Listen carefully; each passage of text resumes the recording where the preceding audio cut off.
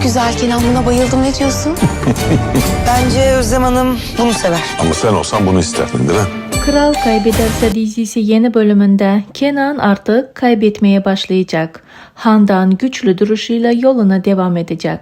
Handan Kenan'dan aldığı intikam ağızları açık bırakacak. Kenan perişan olacak. Fikret de yeni bölümden ön plana çıkacak. Handan'ın yanında destekçisi olacak. Ama Fikret iyi birisi değil, onun ne kadar kurnaz olduğu kısa sürede ortaya çıkacak. Kenan ise yaşadığı düşüşlerden dolayı Özlem'e daha da çok ihanet edecek. Fadi ise yavaştan Kenan'ın hayatına giriyor. Fadi'nin yapacakları dizimize damga vuracak. Peki arkadaşlar, sizce Handan ve Kenan'ın sonu nasıl olacak?